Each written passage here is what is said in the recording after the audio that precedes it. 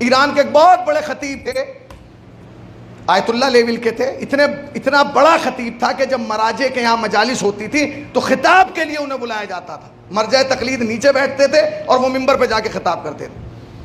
آیت اللہ کوثری مشہور ترین خطیب ہے, روز عاشور ہے, ٹائم نہیں ہے, ایک بھی منٹ کا ان کے پاس ٹائم نہیں ہے, مسلسل مجالسیں لگی ہیں. محلے کے چند بچے 10 11 12 سال کے چند بچے جمع ہوئے اور ان کے یہاں آ گئے. وہ مجلس پڑھ کے اترے, انہوں نے کہا حضور کہا ہم نے کل ایک مجلس رکھی ہے, ہم یہ چاہتے ہیں کہ آپ اس مجلس میں تشریف لائیں اور اس مجلس سے خطاب کریں.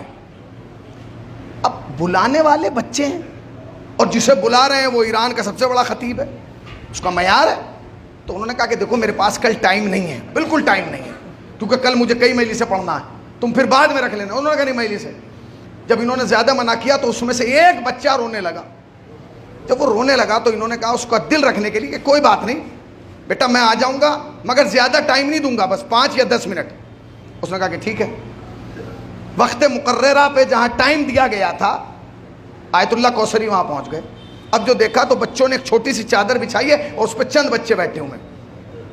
یہ گئے اور انہوں نے 5 سے 6 منٹ خطاب کیا اور مصائب کی ایک روایت پڑھی اور اس کے بعد اترے. اور اتر کے چلنے لگے تو ایک بچہ آگے بڑھا اور بڑھنے کے بعد کہا کہ آقا ہم نے آپ کے لیے چائے کا انتظام کیا ہے, وہ چائے پی کے جائیے گا. اب انہوں نے کہا کہ نہیں مجھے چائے نہیں پینا, کہا نہیں پی کے جائیے گا. انہوں نے کہا چلو لاؤ لے کے آؤ. جب ان کے ہاتھ میں کپ دیا گیا تو چائے بالکل ٹھنڈی تھی, یخ. انہوں نے ایک گھونٹ بھری, اب ٹھنڈی چائے کون پیے گا, اور آہستہ سے اس چائے کو کنارے لگا دیا. تقریر ختم ہو گئی اور میں نے سنا دیا اور آپ نے سن لیا. ساری دن کی مجالس سے خطاب کرنے کے بعد جب گھر پہ آئے اور آ کے سوئے تو خواب میں جناب سیدہ تشریف لائیں. سنیے, خلوص سن لیجئے گا.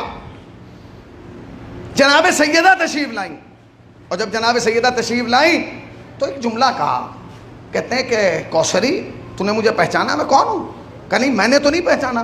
کہا میں اسی کی ماں ہوں جس کے تو نے مصائب پڑھے ہیں. کہا کون؟ کہا میں فاطمہ ہوں.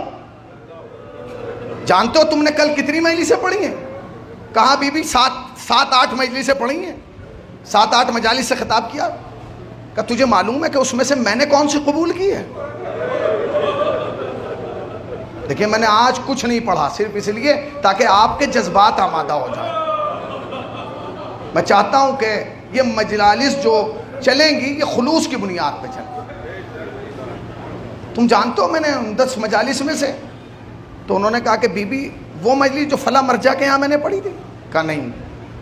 کہا وہ جو فلاں انجمن کی جانب سے, جتنی بڑی مجالس تھیں انہوں نے سب گنوا دی.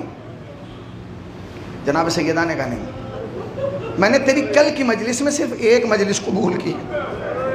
کہا کون سی؟ کہا وہ جو تو نے بچوں میں پڑھی تھی.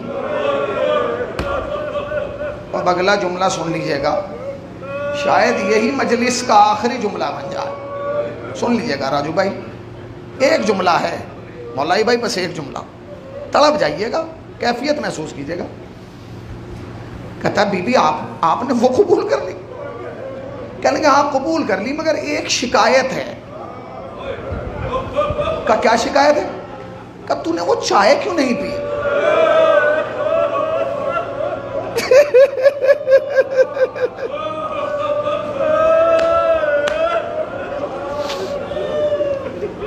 تم نے وہ چائے کیوں نہیں پی؟ ہاتھ جوڑ کے کہنے لگے بی بی اس لیے نہیں پی کیونکہ ٹھنڈی ہو گئی تھی.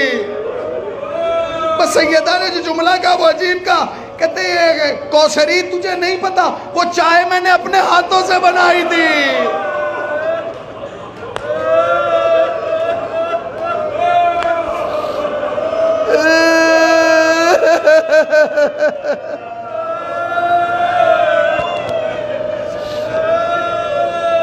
اولا تمہیں کوئی غم نہ دے